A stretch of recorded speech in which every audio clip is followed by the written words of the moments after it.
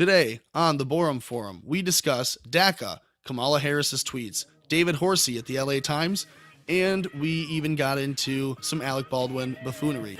This is the Borum Forum.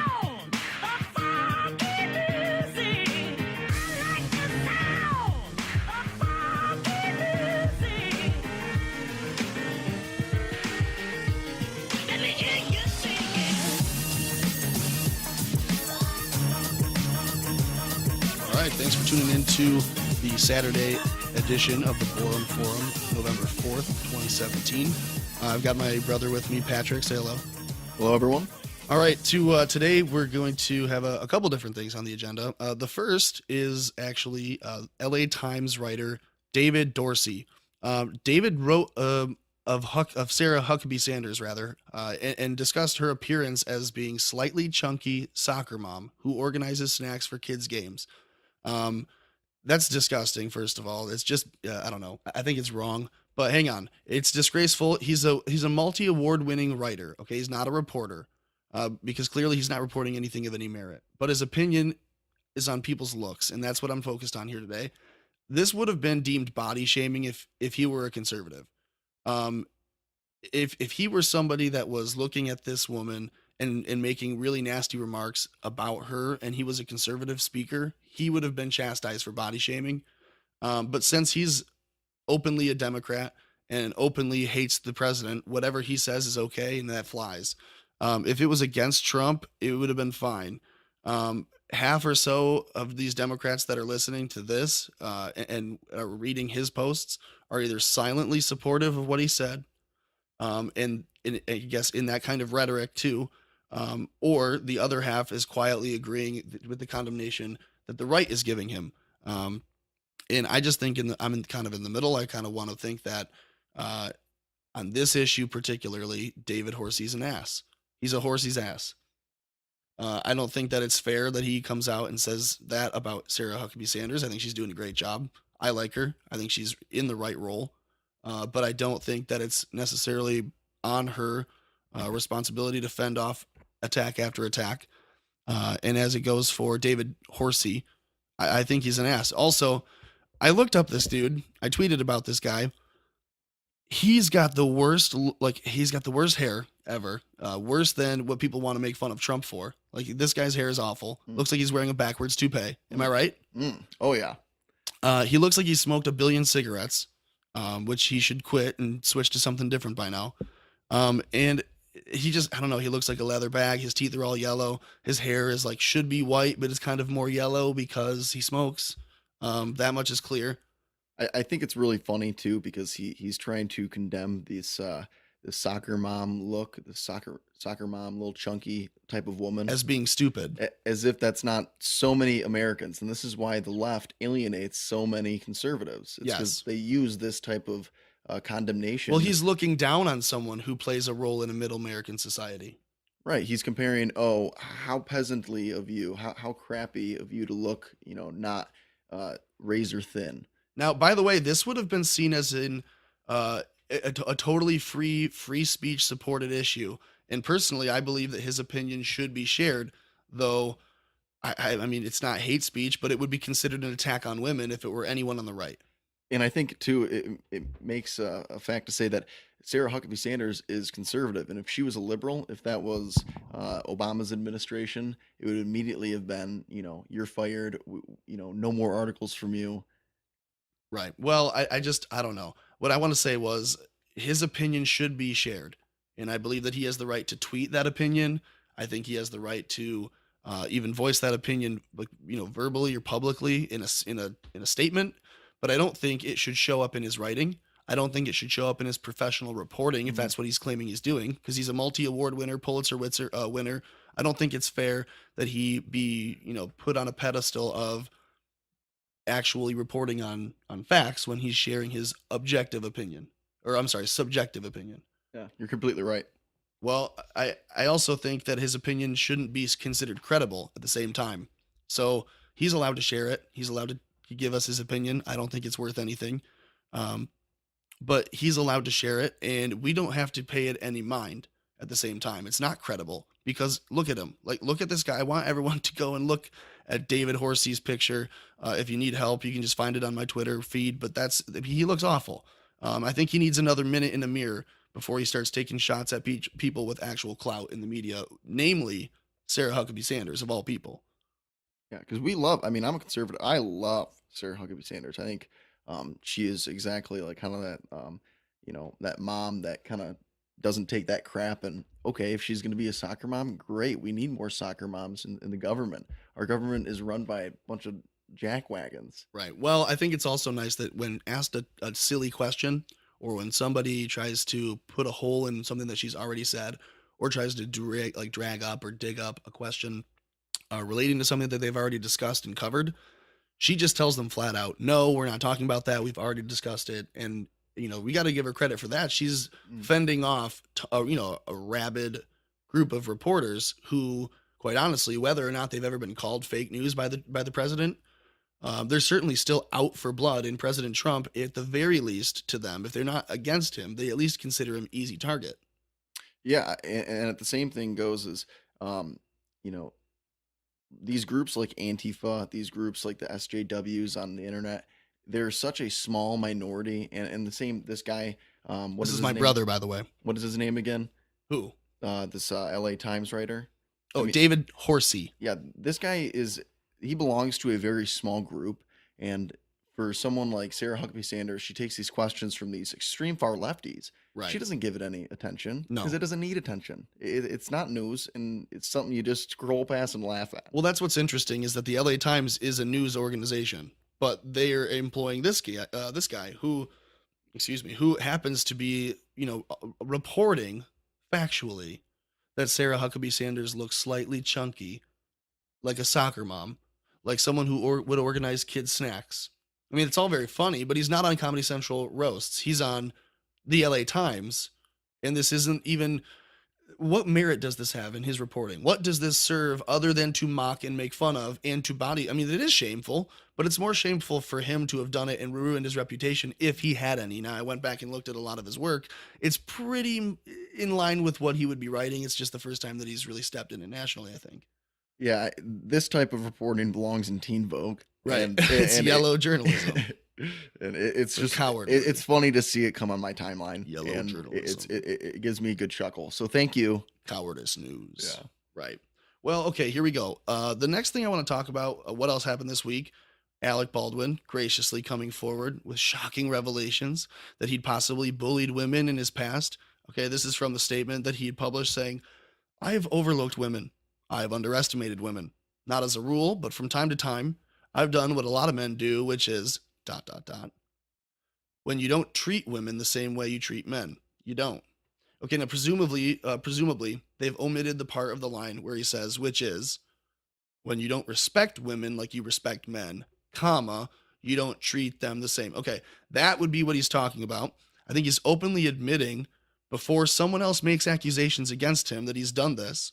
I think he's softening the blow from potential accusations coming because he knows that he's one of these guys who could have very well coerced women into sexual favors for roles, for power. He's clearly not innocent of treating people in general poorly. Lest we forget, Alec Baldwin bullied his own daughter. We know that he's on the record been terrible to his ex-wives, but he's certainly bullied his own daughter. And I wanted to make sure that everyone heard a couple bits of his voicemail that he left for her when she didn't answer the phone. Listen to this. Again, I made an ass of myself trying to get you a phone to call you at a specific time. When the time comes for me to make the phone call, I stop whatever I'm doing and I go and I make that phone call at 11 o'clock in the morning in New York, and if you don't pick up the phone, at 10 o'clock at night, and you don't even have that goddamn phone turned on. I want you to know something, okay? I'm tired of playing this game with you. I'm leaving this message with you to tell you, you have insulted me for the last time. You have insulted me. You don't have the brains or the decency as a human being. I don't give a damn that you're 12 years old or 11 years old, or that you're a child, or that your mother is a thoughtless pain in the ass who doesn't care about... Okay, that's brainless, thoughtless child whose mother is a pain in the ass, among other things. And this is before I think he's going to call her a pig in a minute or two here. About what you do as far as I'm concerned. You have humiliated me for the last time with this phone. And when I come out there next week, I'm going to fly out there for the day just to straighten you out on this issue. I'm going to let you know just how disappointed in you I am and how angry I am with you that you've done this to me again. You've made me feel like shit, and you've made me feel like a fool over and over and over again. And this crap you pull on me with this goddamn phone situation that you would never dream of doing to your mother, and you do it to me constantly and over again. I am going to get on a plane, and I'm going to come out there for the day, and I'm going to straighten your ass out when I see you. Do you understand me? Okay, now the last part I understand. If dad's calling your cell phone, he's paying for it, and you don't answer the phone over and over, you're sending him to voicemail, delete, decline, and then he leaves that voicemail. I almost understand the end of it where he says, when I get a hold of you, I'm going to straighten your ass out. Because I think, everyone's had a parent punish them before for doing something over and over again that they shouldn't be doing. But threatening her, calling her brainless, all of those other things that, bullies do, saying that this isn't the first time and he's going to do worse now. That should show a pattern of if he's disrespecting his kid. Yeah. Do we know how old the daughter is? At the time, Yeah. I thought 12. Is she 12? I thought so. Seriously? 12 or 13. Yeah, Wow. she's young. Wow. It was like a decade ago, but mean- still, like, that's awful, right? Even that type of language used against a 12-year-old, like, he should not be saying any of that. A simple, when I get home with you, young lady, I'm going to straighten you out, is fine. But, the whole first half of that is just blown much out of proportion. Right. All right. Well, the next thing I want to get to is Donna Brazile. All right. In the book that she just came out with, titled Hacks, the inside story of the breakdowns that put Donald Trump, presumably in the White House or the Oval Office, whatever. It's essentially a torch job on Hillary Clinton. Okay, Donald Brazile comes out and basically says in the book that the Clinton Foundation had all this money from Hillary's pay-to-play scheming while sitting as a senator first and then as a Secretary of State under Obama, and that because of the money that the Clinton Foundation could provide, the DNC, meanwhile starving and needing funding, the two partnering in Hillary funneling cash to the DNC in return for total control of the operations and with it, control of the party. That means, if Donna Brazile is saying that Hillary absolutely colluded with DNC leadership, which at the time being Debbie Wasserman Schultz and company, and even coerced Donna Brazile to leak debate questions so that Hillary could appear more prepared than now President Trump, among other activities that would question the legitimacy of her campaign and the Democratic Party as a whole. Now, the good news in this ugly mess, well, for starters, the fact that Donna Brazile is coming out publicly and sharing this is essentially proving that Hillary did conspire against Bernie Sanders in the Democratic primaries. It proves that Hillary did circumvent democracy under the guise of being the most democratic woman of the year. It buckles under the assumption that she would win because she was stealing the election, and she was even told, she was even so bold to do so against Trump. When she was questioning during the general election why she wasn't 50 points ahead, if you recall that. 50 points ahead. The Russians, Putin, Russia. Why aren't I 50 points ahead? The Kremlin, Putin, and the Russian government. Is she just naming her accomplices? Or She's asking them. They helped her. That could be. That could be. Well, here's the actual clip. And bargain collectively. And I will fight back against so-called right to work. Right to work is wrong for workers and wrong for America. Now, having said all this, why aren't I 50 points ahead? Why aren't I 50 points ahead? Oh, that's good.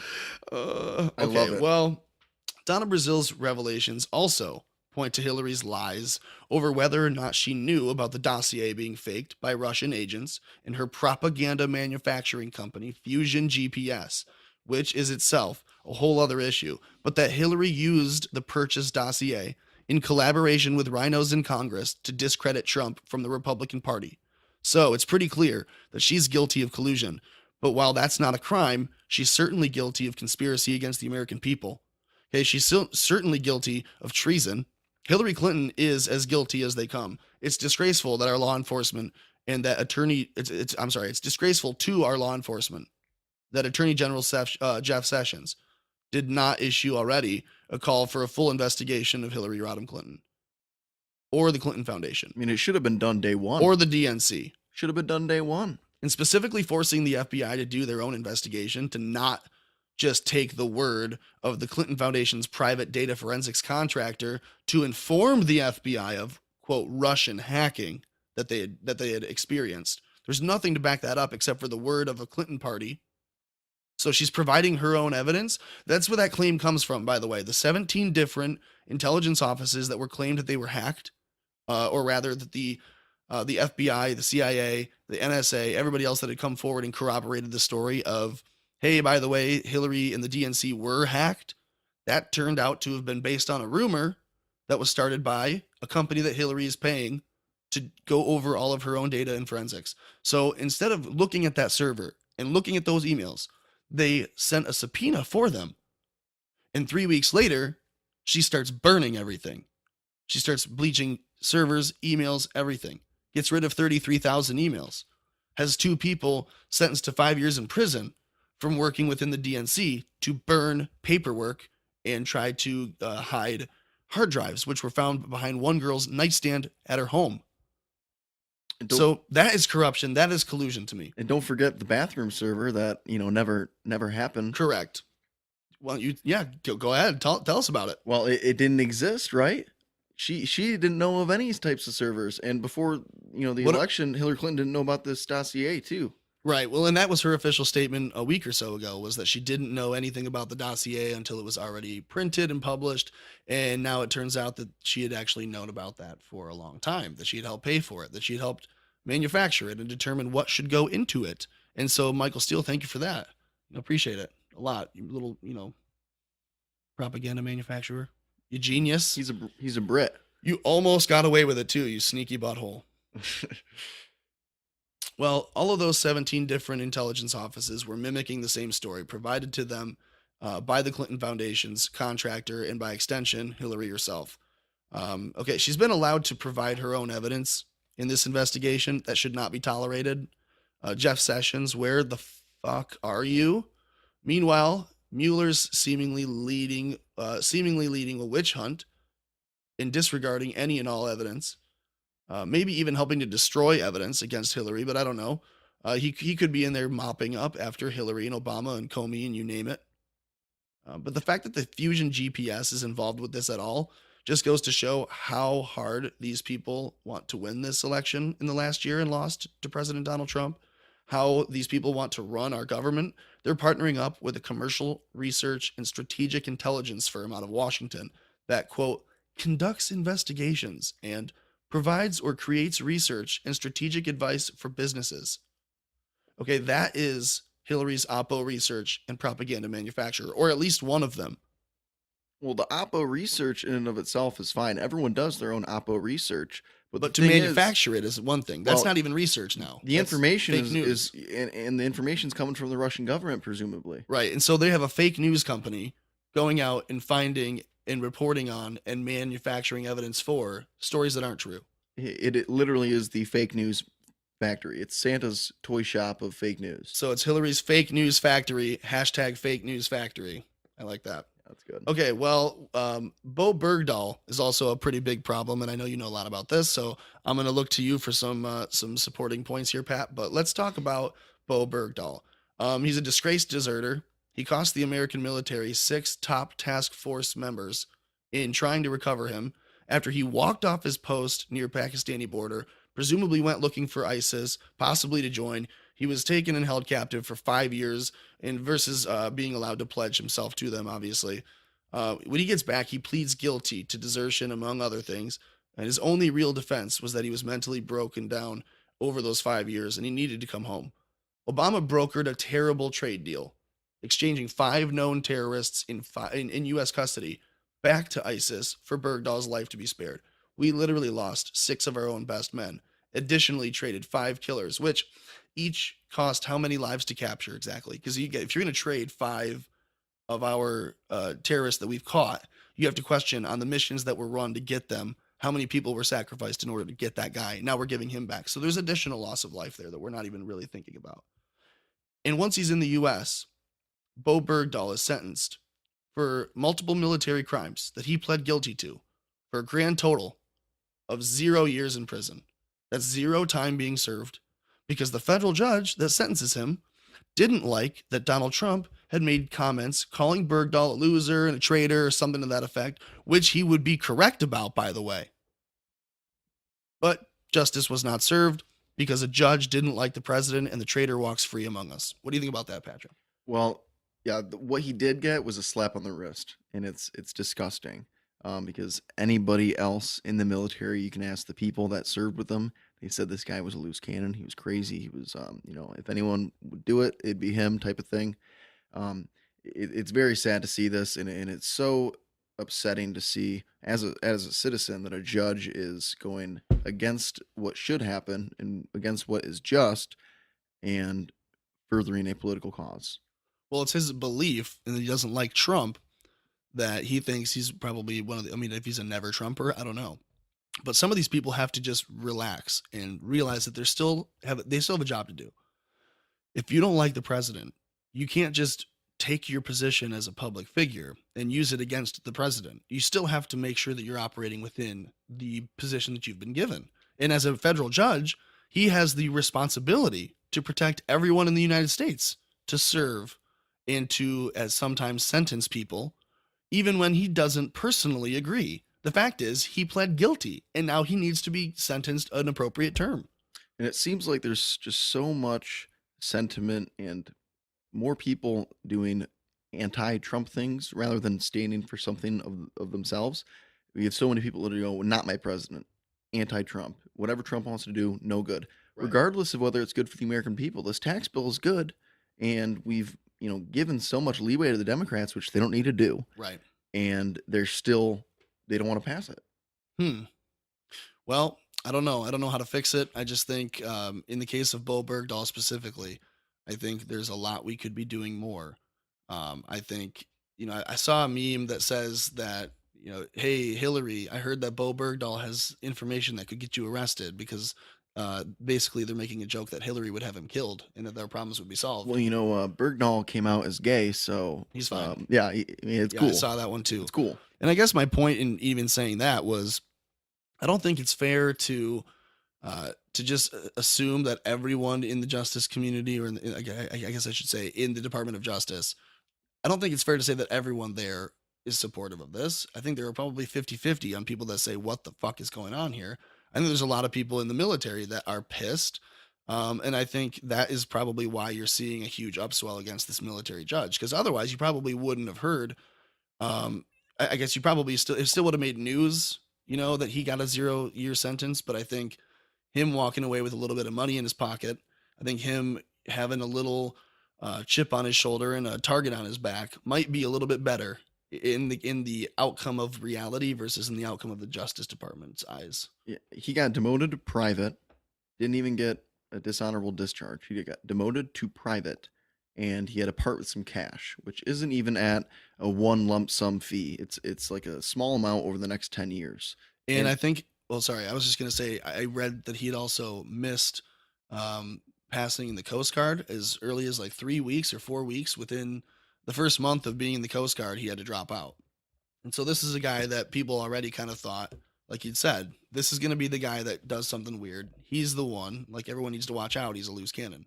Well, think about this. What he did was desertion, which in and of itself is usually met with the same type of punishment that treason would be. It is almost equivocal. But at the same time, he not only deserted, but presumably, and of what a lot of people are saying, is he went to go join these terrorists. Right. Is that not just mind-blowing to anybody else but me? I'm sitting here dumbfounded that this is not even overturned yet. Well, I think it's one of those things where I think enough people have to make noise. Enough people have to claim that this is absolutely terrible. Enough people have to be pissed. And there just aren't enough people today, I don't think, being vocal about that. If you can show me a group of people that are actively protesting for Bowe Bergdahl to be sentenced publicly and that they're actually being shown and given airtime and being put in the media spotlight, great. I'll write them a letter or I'll, try to interview whoever's leading them. But I don't know of that group. I would love to see it. And if there are people that are protesting adamantly for Bowe Bergdahl to be put in prison, and you have a real movement, let me know. Hit me up at the Borum Forum. Now, the one last thing that I wanted to really get to before we go into kind of a free fall mode is Kamala Harris. Okay, now Kamala Harris went to Twitter a day ago or so, and promoted an article written about the woes and worries of DACA termination. So she's talking about ending the DACA programming, and it's already been a touchy subject because a lot of people believe that it has more to do with the race than it does to actually do with crime, and that's just wrong. All right, in New York State, for example, there are 42,000 people being protected by DACA. 42,000. And a lot of those people vote Democrat. Now, there is inherently a problem with allowing people who are not citizens to vote. And when our election can be altered by people with a vested interest in seeing more welfare systems created, more government giveaways, more open border policies, they're actively devaluing an American citizenship. DACA and diversity visa programs, these are offering lottery systems in which visa recipients are given citizenship at random without any merit-based testing or vetting, without any rational causation, other than to add to the Democratic voting bloc. All this does is allow people to enter the country under the presumption that their friend or their family member, the new lottery recipient turned citizen, can allow them to come into the country because people are riding the coattails of these lottery winners, the visa winners. They're often going to be the type of people that weren't allowed a visa themselves in the first place. Okay, this is a weak border security policy. This is weak immigration policy. This is weak law enforcement. And this is the weak program to support if you recognize that the United States is a nation of law and order. Our borders and laws must be upheld. If we weaken them, we cannot at least agree to a case-by-case review of DACA dreamers going forward, then we have to ask ourselves, one, why are we so quick to protect non-citizens over those who actually pay into the programming for social assistance but cannot collect them? And two, over those true citizens that vote to be represented, why are we choosing to water down the power of their representation? And that brings me back to Kamala Harris's tweet. She proposed that we keep DACA because its termination would result in the loss of nearly 20,000 teachers who are currently DACA recipients, DACA dreamers, the non-citizens, and they all demand a pathway to citizenship for all dreamers. First of all, we're operating under the assumption that these teachers are good for students. Let's set that aside for a minute. Patrick, put a tack in that, because we're just going to assume for a moment that these are good teachers. Okay, so this is the argument for your pathway to citizenship. I understand there are a lot of people in this country who came here by choice, who have not done anything to hurt anyone or harm anyone other than breaking in to begin with. Breaking the law to get into the country initially is the only thing that they've done wrong. Okay, that's the assumption we're working with. Okay, understand some people are business owners, productive members of society. And even as Trump said, I'm sure there are some great people. I believe some could prove that they've earned an American citizenship through a case-by-case review process and appeal. I think ending DACA without a process for determining who to keep and who to toss out is just a bad idea. And I hear you when you say that they are all illegal immigrants, and on principle, we need to be firm and deport all of them.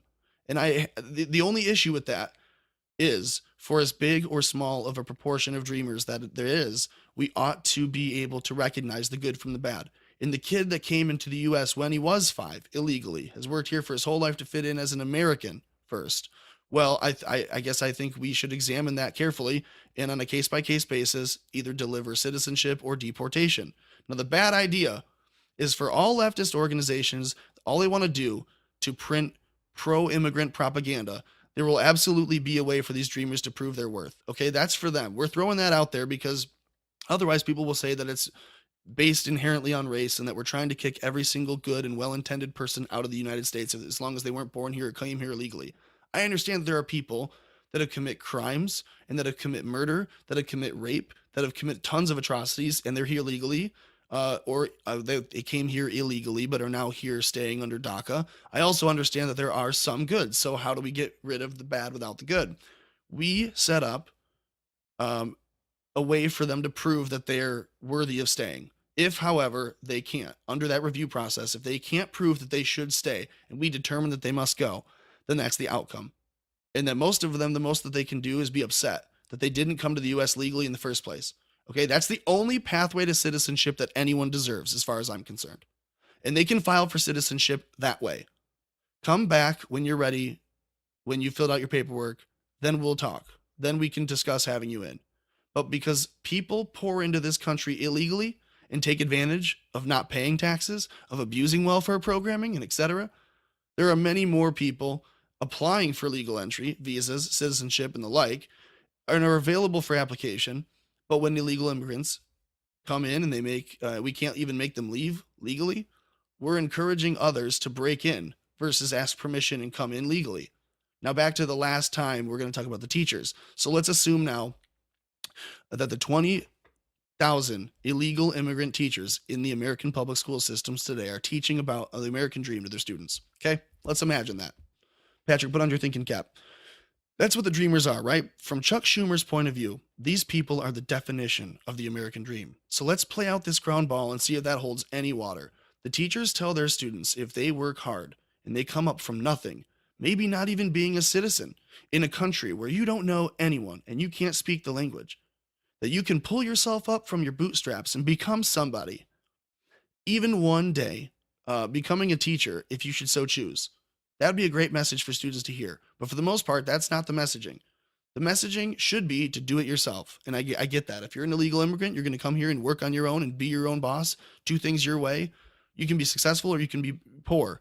If you are poor, that is by your choice. If you're successful, it's because you've worked hard in an environment that encourages hard work. But I digress. How many of these illegal immigrants are teachers, do you think, that are telling students, that Trump is generally evil, that the immigration policies are racist, that open borders are better, that their life is significantly harder because of border control and immigration? How many teachers are telling their students that there's no such thing as being an illegal immigrant, that he or she is just undocumented? That no human is illegal. People can't be illegal. Okay?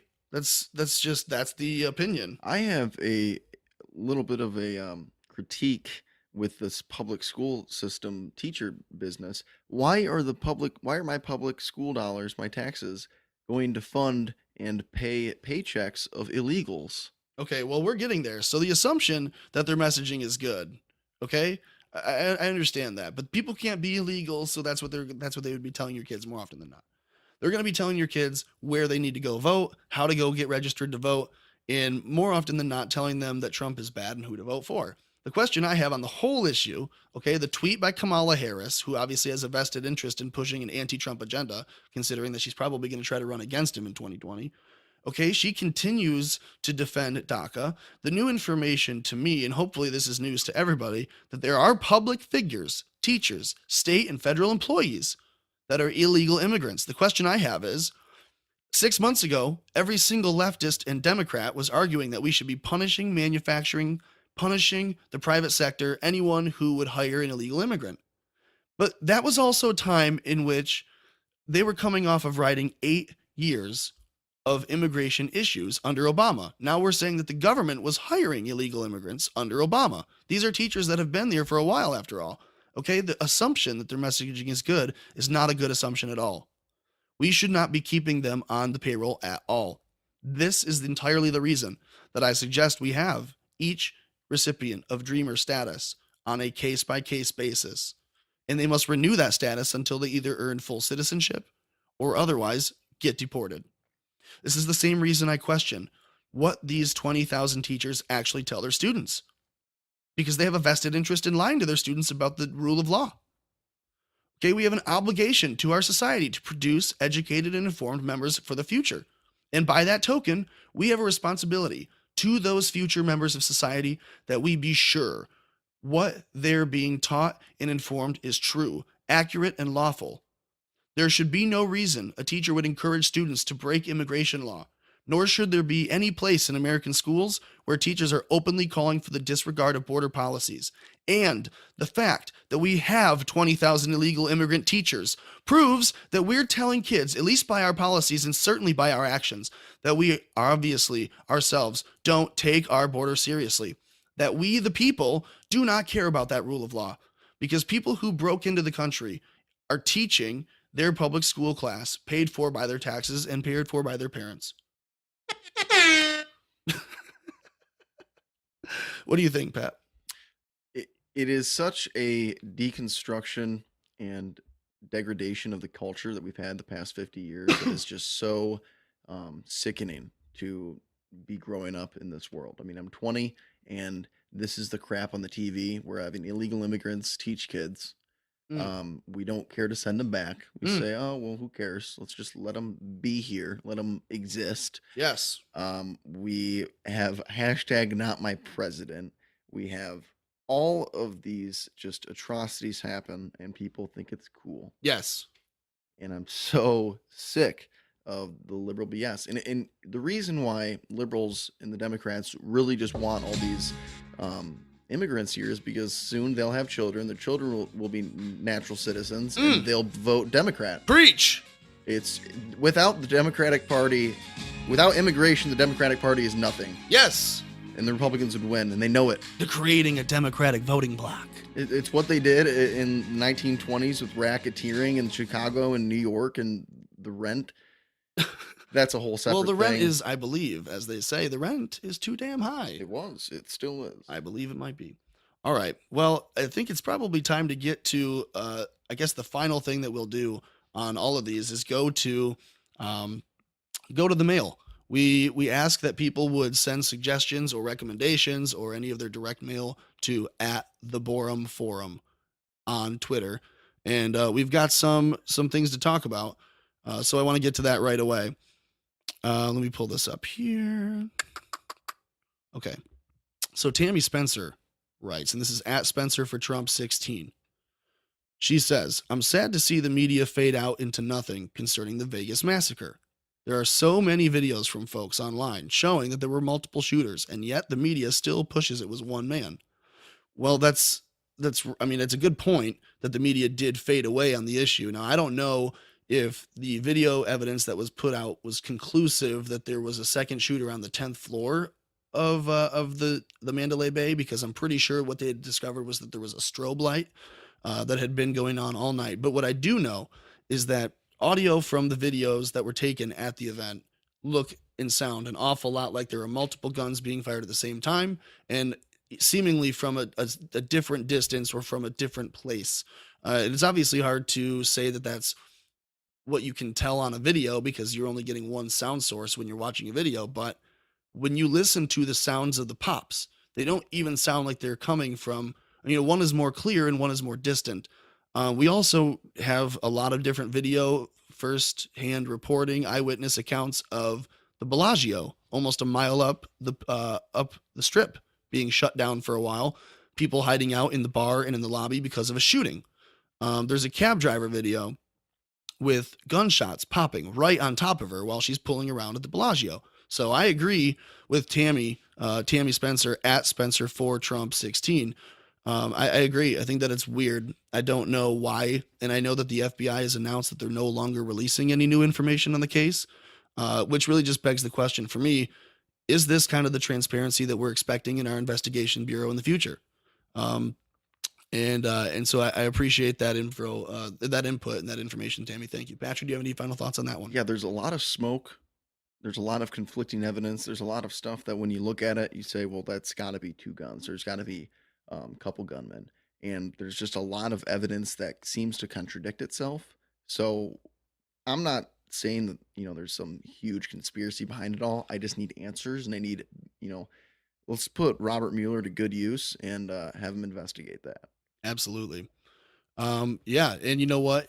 So far, it's been kind of an up and down as to whether or not Robert Mueller's even been in good use, or that he's even doing anything. Because like I said, kind of in the show form, it doesn't sound like he's really done anything but witch hunt on the Trump side, which I can be fair with. I can be okay with if I have the forethought to think that maybe he is playing a chess game of his own. And I'll lay out for you maybe my theory on what's happening.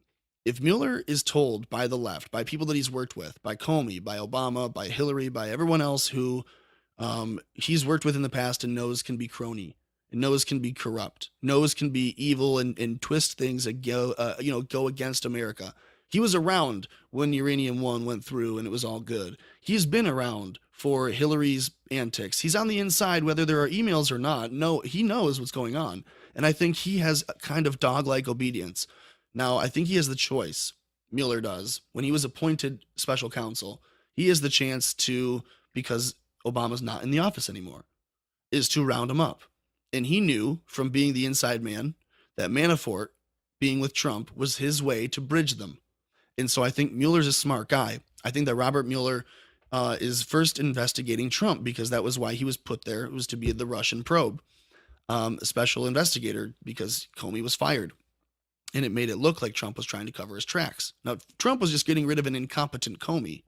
But the fact is, there are a lot of other people that Comey was hiding things for and covering up for, one being Hillary Clinton. So Robert Mueller's there to look at Trump. Trump fires Comey. That gives the special prosecutor all the power he wants to look at whatever he wants. Now, when he's appointed, that being Robert Mueller, he's going after Trump first because that's what he was hired to do.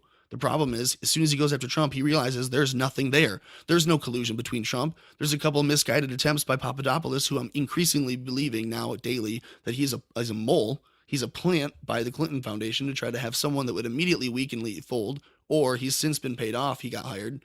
And now all he's been doing was trying to corrupt the Trump administration from the inside out before it ever was hired on in November. So we have Mueller looking at all of that. He finds nothing up until 4 years before the campaign when he can see some collusive evidence with Manafort. If he can get anything on Manafort, he can connect that to the European Center for a Modern Ukraine. That was the campaign movement that Manafort was in charge of and was responsible for within the Podesta group. So now he's linked this to John Podesta and to Tony Podesta, and he can legally now subpoena all of that information, request anything that he wants from Podesta, who happened to be Hillary Clinton's campaign manager.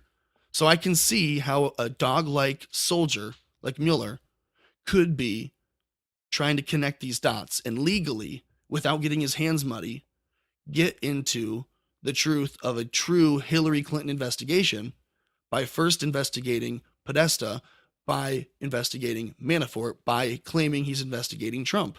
And I think he's used what the FBI infrastructure has set up to spy on Trump against Hillary as well.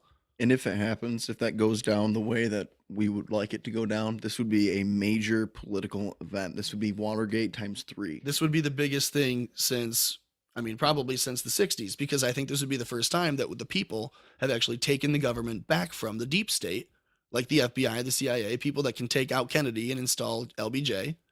I don't think we can get into it another time, but I think that's what we're talking about here. We're looking out thinking, Trumpism might not be perfect, but it's hell of a lot better, and it's way more American than what we've been dealing with for the last 8 years.